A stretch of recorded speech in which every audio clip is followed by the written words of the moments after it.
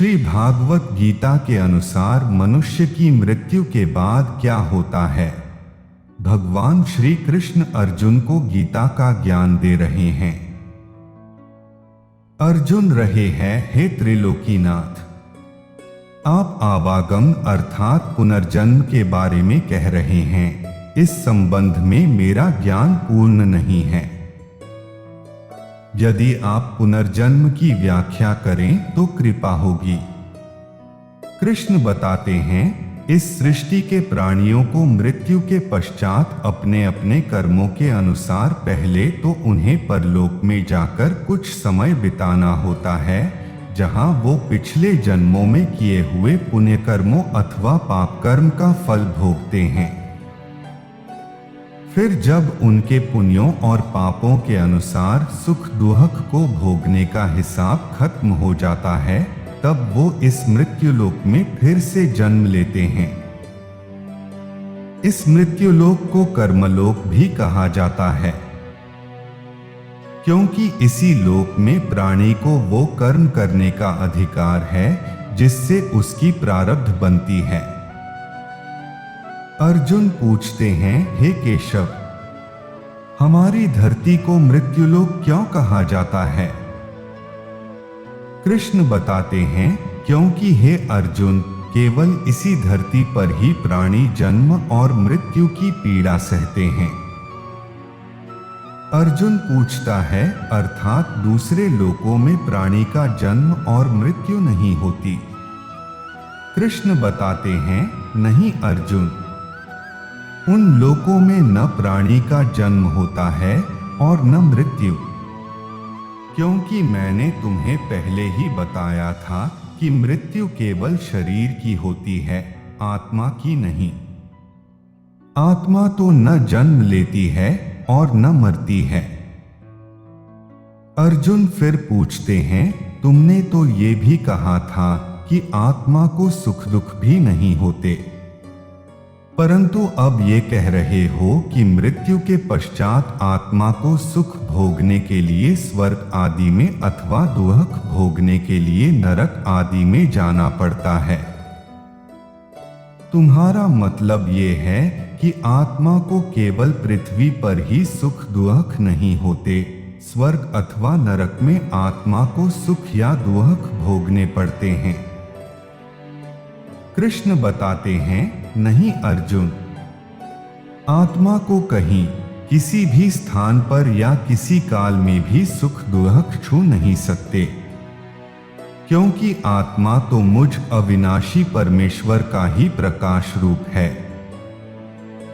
हे अर्जुन, मैं माया के अधीन नहीं, बल्कि माया मेरे अधीन है और सुख दुख तो माया की रचना है। इसलिए जब माया मुझे अपने घेरे में नहीं ले सकती, तो माया के रचे हुए सुख और दुख मुझे कैसे छू सकते हैं। सुख दुख तो केवल शरीर के भोग हैं, आत्मा के नहीं। अर्जुन कहता है, हे केशव, लगता है कि तुम मुझे शब्दों के माया जाल में भ्रमा रहे हो। मान लिया कि सुख दुख केवल शरीर के भोग हैं, आत्मा इनसे अलिप्त है। फिर जो शरीर उनको भोगता है उसकी तो मत्य हो जाती है। वो शरीर तो आगे नहीं जाता, फिर स्वर्ग अथवा नरक में सुख दुख को भोगने कौन जाता है। जीवात्मा क्या है। कृष्ण कहते हैं, जीवात्मा। अर्जुन पूछता है, जीव आत्मा, ये जीव आत्मा क्या है केशव। कृष्ण कहते हैं, हाँ पा जीव आत्मा।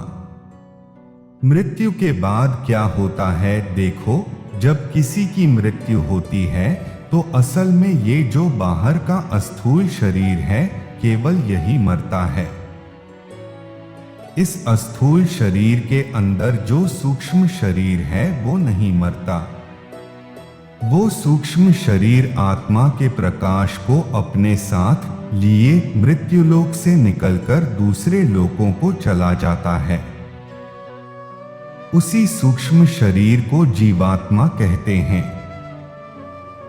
अर्जुन पूछता है, इसका अर्थ है जब आत्मा एक शरीर को छोड़कर जाती है तो साथ में जीवात्मा को भी ले जाती है। कृष्ण कहते हैं, नहीं अर्जुन, ये व्याख्या इतनी सरल नहीं है। देखो, जैसे समुद्र के अंदर जल की एक बूंद समुद्र से अलग नहीं है, उसी महासागर का एक हिस्सा है, वो बूंद अपने आप सागर से बाहर नहीं जाती। हाँ, कोई उस जल की बूंद को बर्तन में भरकर ले जाए तो वो समुद्र से अलग दिखाई देती है। इसी प्रकार सूक्ष्म शरीर रूपी जीवात्मा उस आत्म ज्योति के टुकड़े को अपने अंदर रखकर अपने साथ ले जाता है। यही जीवात्मा की यात्रा है जो एक शरीर से दूसरे शरीर में, एक योनि से दूसरी योनि में विचरती रहती है। मृत्यु के बाद क्या होता है? इस शरीर में सुन अर्जुन, एक सूक्ष्म शरीर समाये रे, ज्योति रूप वही सूक्ष्म शरीर तो जीवात्मा कहलाए रे। मृत्यु समय जब यह जीवात्मा तन को तज कर जाए रे, धन दौलत और सगे संबंधी कोई संग ना आए रे। पाप पुण्य संस्कार वृत्तियां ऐसे संग ले जाए रे, जैसे फूल से उसकी खुशबू पवन उड़ा ले जाए रे। संग चले कर्मों का लेखा, जैसे कर्म कमाए रे, अगले जन्म में पिछले जन्म का आप हिसाब चुकाए रे। हे अर्जुन, जीवात्मा जब एक शरीर को छोड़कर जाती है तो उसके साथ उसके पिछले शरीर की वृत्तियां, उसके संस्कार और उसके भले कर्मों का लेखा जोखा अर्थात उसकी प्रारब्ध सूक्ष्म रूप में साथ जाती है।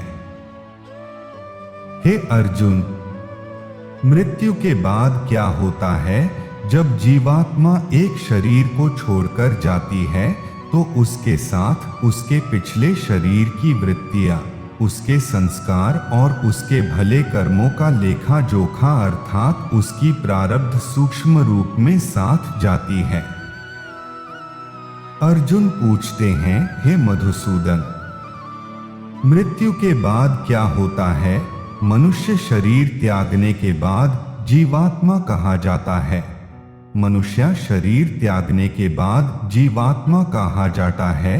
कृष्ण कहते हैं, मानव शरीर त्यागने के बाद मनुष्य को अपने प्रारब्ध अनुसार अपने पापों और पुण्यों को भोगना पड़ता है। इसके लिए भोग योनियां बनी हैं, जो दो प्रकार की हैं, उच्च योनियां और नीच योनियां। स्वर्ग नरक क्या है? श्रीमद् भागवत गीता। स्वर्ग नरक क्या है? श्रीमद् भागवत गीता एक पुण्य वाला मनुष्य का जीवात्मा उच्च योनियों में स्वर्ग में रहकर अपने पुण्य भोगता है और पापी मनुष्य का जीवात्मा नीच योनियों में नरक में रहकर अपने पापों को भोगता है। कभी ऐसा भी होता है कि कई प्राणी स्वर्ग नरक का सुख दुहक पृथ्वी लोक पर ही भोग लेते हैं। अर्जुन पूछता है, इसी लोक में वो कैसे? कृष्ण कहते हैं, इसे तुम यूं समझो अर्जुन की जैसे कोई संपन्न मनुष्य है, महल में रहता है, उसकी सेवा के लिए दास दासियां हर समय खड़ी है, उसका एक इकलौता जवान बेटा है जिसे वो संसार में सबसे अधिक प्रेम करता है और अपने आप को संसार का सबसे भाग्यशाली मनुष्य समझता है। परंतु एक दिन उसका जवान बेटा किसी दुर्घटना में मारा जाता है। दुखों का पहाड़ उस पर टूट पड़ता है। संसार की हर वस्तु उसके पास होने के बावजूद भी वो दुखी ही रहता है और मरते दम तक अपने पुत्र की मृत्यु की पीड़ा से मुक्त नहीं होता।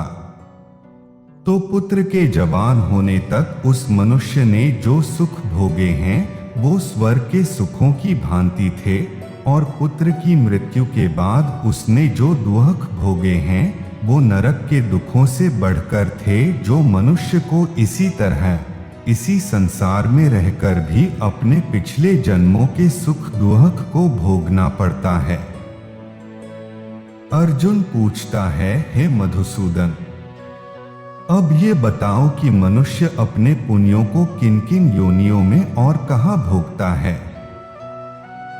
कृष्ण बताते हैं, पुण्यवान मनुष्य अपने पुण्यों के द्वारा किन्नर, गंधर्व अथवा देवताओं की योनियां धारण करके स्वर्ग लोक में तब तक रहता है जब तक उसके पुण्य क्षीण नहीं हो जाते। अर्जुन पूछता है, अर्थात? कृष्ण कहते हैं, अर्थात ये कि प्राणी के हिसाब में जितने पुण्य कर्म होते हैं उतनी ही देर तक उसे स्वर्ग में रखा जाता है। जब पुण्यों के फल की अवधि समाप्त हो जाती है तो उसे फिर पृथ्वी लोक में वापस आना पड़ता है और मृत्यु लोक में पुनर्जन्म धारण करना पड़ता है। प्राप्य पुण्यकृता लोकानुषित्वा शाश्वतीयः समाः। शुचिना श्रीमता गेहे योगभ्रष्टोभिजायते। अर्थ, वह योगभ्रष्ट पुण्यकर्म करने वालों के लोकों को प्राप्त होकर और वहां बहुत वर्षों तक रहकर फिर यहाँ शुद्ध श्रीमानों धनवान के घर में जन्म लेता है। अर्जुन पूछता है, परंतु स्वर्ग लोक में मनुष्य के पुण्य क्यों समाप्त हो जाते हैं? वहां जब वो देव योनि में होता है तब वो अवश्य ही अच्छे कर्म करता होगा, उसे इन अच्छे कर्मों का पुण्य तो प्राप्त होता होगा।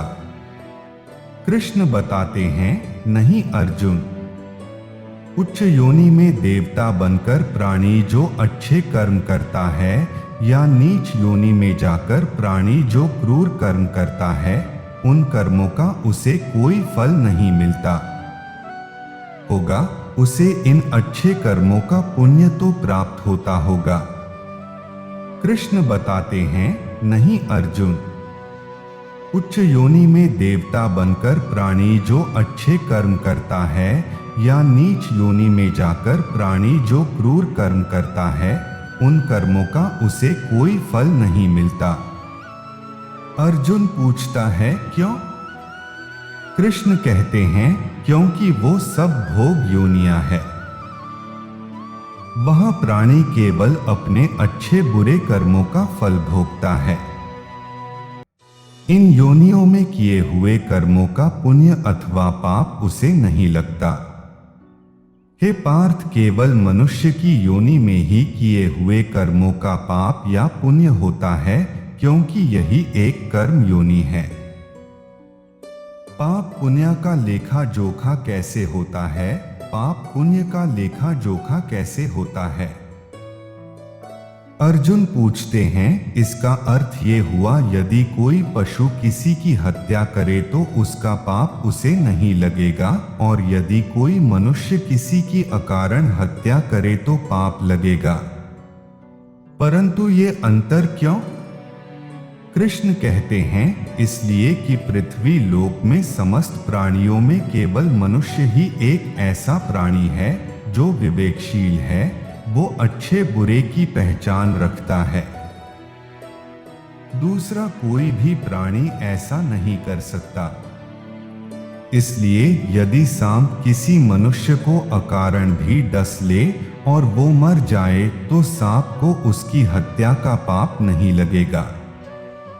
इसी कारण दूसरे जानवरों की हत्या करता है तो उसे उसका पाप नहीं लगता। या बकरी का उदाहरण लो, बकरी किसी की हत्या नहीं करती, घास फूस खाती है, इस कारण वो पुण्य की भागी नहीं बनती।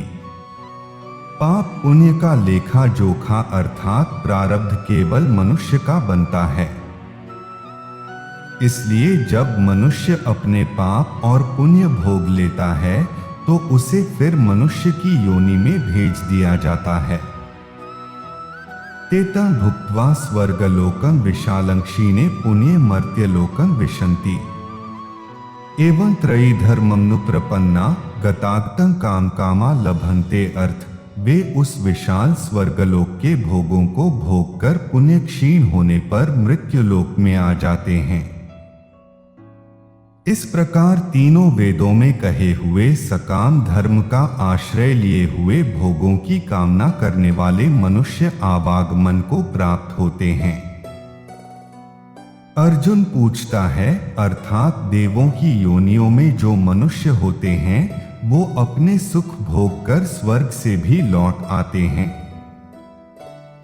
कृष्ण कहते हैं, हाँ, और मनुष्य की योनि प्राप्त होने पर फिर कर्म करते हैं और इस तरह सदैव जन्म मृत्यु का कष्ट भोगते रहते हैं। अर्जुन पूछता है, हे मधुसूदन, क्या कोई ऐसा स्थान नहीं जहां से लौटकर आना न पड़े और जन्म मरण का ये चक्कर समाप्त हो जाए? कृष्ण बताते हैं, ऐसा स्थान केवल परम धाम है, अर्थात मेरा धाम, जहां पहुंचने के बाद किसी को लौटकर नहीं आना पड़ता। इसी को मोक्ष कहते।